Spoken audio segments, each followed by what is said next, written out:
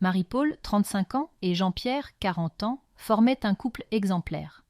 Mariés depuis 10 ans, ils n'arrivaient pas à avoir d'enfants. Leur amour était solide, fondé sur le respect mutuel et une foi commune en Dieu. Jean-Pierre, un homme doux et travailleur, soutenait sa femme du mieux qu'il pouvait. Mais dans la belle famille de Marie-Paul, la patience n'était pas toujours au rendez-vous. Les frères de Jean-Pierre, accompagnés de leurs épouses, avaient tous des enfants. À chaque réunion familiale, les regards et les murmures fusent. Pourquoi Marie-Paul n'a-t-elle toujours pas d'enfants ?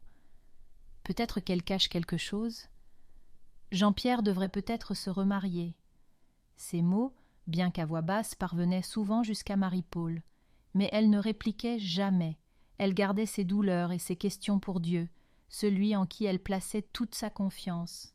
Chaque soir, elle tombait à genoux dans leur petite chambre et priait avec ferveur. « Seigneur, toi seul sais ce que je ressens. Je crois que tu es le Dieu des miracles. Montre-moi ton pouvoir. » Jean-Pierre, inquiet pour sa femme, décida qu'il était temps de consulter des spécialistes. Ils parcoururent plusieurs cliniques, passant des examens coûteux et épuisants. Après des mois de tests, le verdict fut terrible. « Madame Marie-Paul, nous avons fait tout ce qui est humainement possible. Malheureusement, vos chances de concevoir sont pratiquement nulles, » dit le médecin. Ces mots brisèrent le cœur de Marie-Paul. En rentrant chez elle ce jour-là, elle se réfugia dans sa chambre, éclatant en sanglots. Mais quelque chose au fond d'elle refusait d'abandonner. Elle se leva, essuya ses larmes, et déclara avec détermination « Ce n'est pas le dernier mot, ce n'est pas le verdict de Dieu. »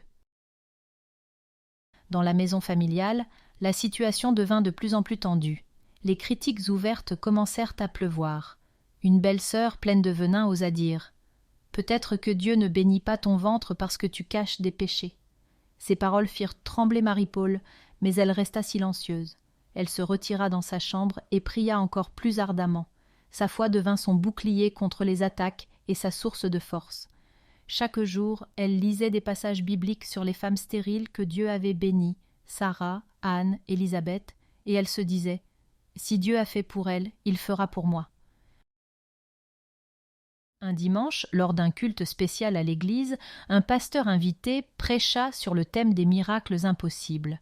Ces paroles frappèrent Marie-Paul comme un éclair. Peu importe ce que les médecins disent, peu importe ce que les hommes disent. Si Dieu a dit que c'est possible, alors cela arrivera. Le pasteur invita les fidèles à s'avancer pour une prière. Marie-Paul marcha courageusement jusqu'à l'autel. Elle se mit à genoux, levant les mains, et déclara devant toute l'assemblée « Seigneur, je crois que tu es capable, je m'attends à toi. » Les mois passèrent, et bien que rien ne semble changer, Marie-Paul resta ferme dans sa foi. Chaque matin, elle remerciait Dieu pour l'enfant qu'elle croyait déjà porter, même si son ventre restait vide.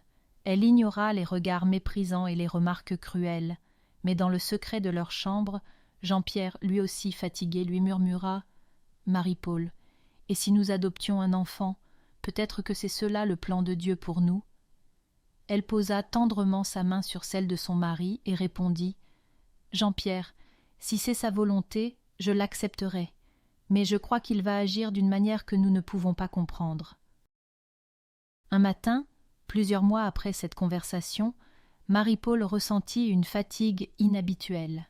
Elle attribua cela au stress, mais les symptômes persistèrent. Sur l'insistance de Jean-Pierre, elle consulta un médecin. Après quelques tests, le médecin, les yeux écarquillés, lui annonça la nouvelle. « Marie-Paul, vous êtes enceinte. » Les mots résonnèrent comme un rêve. Marie-Paul éclata en sanglots, mais cette fois, c'étaient des larmes de joie. Elle se précipita à l'église pour remercier Dieu. La grossesse ne fut pas facile, mais chaque douleur, chaque difficulté devint un rappel du miracle qui se déroulait en elle.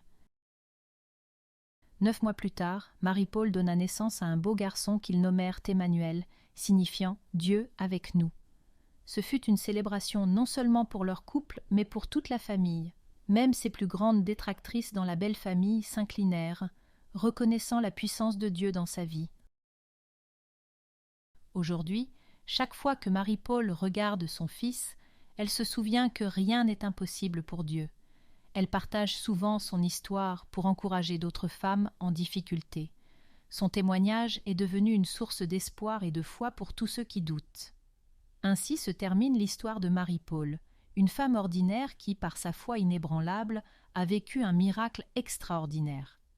Que son parcours nous rappelle que, dans les moments les plus sombres, la lumière de Dieu brille toujours.